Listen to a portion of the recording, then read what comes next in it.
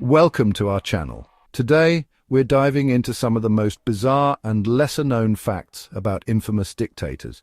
You know, those charming folks who like to rule with an iron fist, crush dissent like a stale baguette under a tank, and generally make life a living hell for millions. But behind every brutal dictator with a penchant for outlandish military uniforms and a face that could curdle milk, there's a whole treasure trove of weirdness just waiting to be unearthed. So, buckle up, because we're about to take a deep dive into the strange, the bizarre, and the downright unbelievable lives of some of history's most infamous dictators. You won't believe some of these. All right, let's kick things off with Kim Jong-il, the former supreme leader of North Korea. A man who clearly missed the memo about dictators needing to, actually leave their country once in a while. See, Kim Jong-il had a bit of a thing about flying. And by thing, I mean a crippling, soul-crushing, pants-wetting terror of airplanes. We're talking full-on aviophobia, folks. This fear was so intense, so deeply ingrained in his psyche that he refused to step foot on a plane, even for official state visits. Imagine being the poor intern who had to break it to the Chinese premier that Kim Jong-il would be arriving by. Wait for it, train. Yes, you heard that right. A train. Not just any train, mind you, but a luxurious, hermetically sealed, bulletproof personal train that could rival Air Force One in its extravagance. This thing was basically a palace on wheels, complete with conference rooms, bedrooms, and enough champagne and caviar to sink a small yacht. And this is how Kim Jong-il traveled. Everywhere. Even on international trips that spanned thousands of miles. Can you imagine being stuck on a train for weeks on end with Kim Jong-il? I mean, I'm sure the caviar was nice, but still. Next up, we have Benito Mussolini, Italy's very own fascist dictator with a passion that would make even the most ardent WWE fan blush. Professional wrestling. Yes, you heard that right. Before Mussolini was busy making Italy's trains run on time, or at least claiming to, he was a young man with a love for grappling, body slams, and all things wrestling. He wasn't just a casual fan either. Oh no, Mussolini fancied himself a bit of a wrestler in his youth, even participating in matches. And I can only imagine the trash talk in those bouts. You call that a chokehold? This is a chokehold. Mussolini's love for wrestling wasn't just some youthful dalliance either. He carried it with him throughout his life, often drawing parallels between the sport and his own political ideology. In fact, he once famously declared wrestling to be the most noble of sports. I don't know about you, but noble isn't exactly the first word that springs to mind when I think of sweaty men in spandex trying to pin each other down. But hey, to each their own, I guess, even if your own happens to be a fascist dictatorship. Now, let's talk about Saddam Hussein, the former dictator of Iraq. A man who, in between gassing his own people and invading neighboring countries, somehow found the time to write romance novels. You see, Saddam was a man of many talents, or at least he fancied himself to be. And one of those supposed talents was writing. Yes, while busy running a brutal regime, Saddam apparently felt the need to express his softer side through the written word. And what better way to do that than by penning a romantic fable called Zabiba and the King? This wasn't just some private scribbling hidden away in a drawer either. This was published while he was in power. The book itself is about as subtle as a tank in a china shop, with many considering it a thinly veiled allegory of Saddam's own rule. It's full of self-glorification, heavy-handed symbolism, and enough propaganda to make even the most dedicated Fox News viewer blush. But here's the kicker. Some literary critics actually found it well written. I know, it's hard to believe. But apparently, beneath the layers of dictatorship and human rights abuses, there was a half-decent writer lurking within Saddam Hussein. Who knew? Chapter 4. Joseph Stalin. Portrait of a paranoid narcissist. Let's move on to another dictator with a penchant for the strange. Joseph Stalin, the iron-fisted ruler of the Soviet Union. Now, Stalin was a man who knew a thing or two about control. He controlled information, he controlled people, and, most importantly, he desperately wanted to control his own image. We're talking full-blown image obsession here, folks.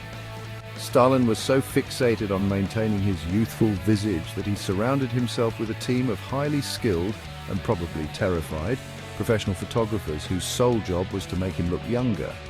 And I'm not talking about little touch-up here and there. We're talking full-on airbrushing, wrinkle removal, and strategic lighting to make Stalin look like he was barely pushing 40. when in reality he was pushing daisies. But Stalin's vanity didn't stop there.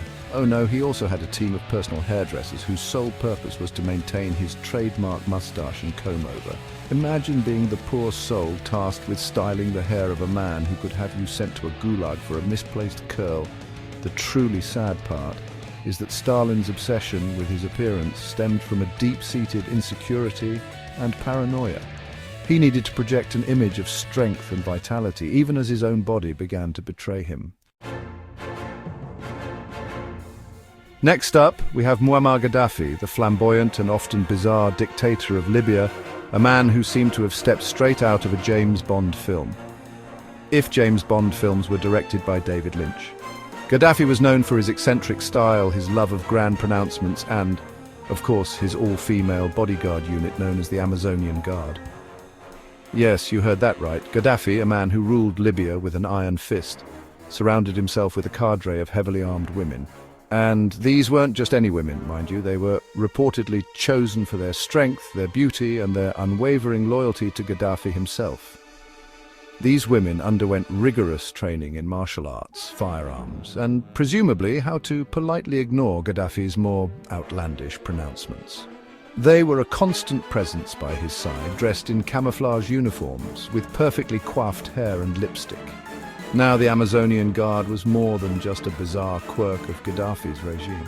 They were a symbol of his power and his supposed commitment to female empowerment. Of course, whether using an elite group of female bodyguards as propaganda actually qualifies as female empowerment is a topic for another day. Now, let's talk about Adolf Hitler, a man who needs no introduction, but who, as it turns out, had a bit of a soft spot for dogs. Yes, you heard that right. The man responsible for the Holocaust, the man who plunged the world into darkness, apparently had a soft spot for furry, four-legged companions. In fact, Hitler was rarely seen without his trusty German shepherd Blondie by his side. Blondie was more than just a pet to Hitler. She was a constant companion, a confidant, and some might say, a substitute for genuine human connection. There are countless photos of Hitler with Blondie, petting her, playing with her, and even bringing her to important meetings. Now, I'm not a psychologist, but I'm pretty sure bringing your dog to high-level Nazi strategy sessions isn't exactly a sign of a stable genius. Some historians believe that Hitler's love for Blondie was a reflection of his own twisted worldview. He saw dogs as symbols of loyalty, obedience, and purity, traits he desperately craved in humans, but rarely found. Of course, Hitler's affection for his dog didn't extend to the rest of humanity. But hey, I guess even monsters need someone to cuddle with, right? And finally, we have Idi Amin, the brutal dictator of Uganda, a man known for his cruelty, his eccentricities, and believe it or not, his brief stint as a professional boxer. Yes, before Amin was busy terrorizing Uganda and giving himself outlandish titles like His Excellency President for Life, Field Marshal Al-Haji, Dr. Idi Amin Dada, VC, DSO, MC, Lord of all the beasts of the earth and fishes of the sea, and conqueror of the British Empire in Africa in general and Uganda in particular, he was just a young man with a mean right hook. Amin's boxing career began in the Ugandan army, where he quickly rose through the ranks thanks to his size, strength, and, let's be honest, his ability to instill fear in his opponents.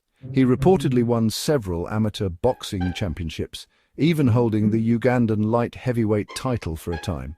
Now, whether Amin's boxing prowess was truly legendary or simply the product of a propaganda machine that would make Goebbels blush is up for debate. But there's no denying that Amin used his boxing past to cultivate his image as a strong, virile, and utterly terrifying leader. Well, there you have it.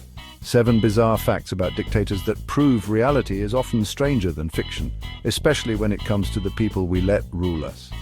From Kim Jong-il's fear of flying to Idi Amin's boxing career, these dictators were more than just tyrants and despots. They were complex, often contradictory figures with strange habits, bizarre beliefs, and a healthy dose of good old-fashioned human weirdness. Thanks for watching. If you enjoyed these bizarre facts, don't forget to like, comment, and subscribe for more intriguing content. See you next time.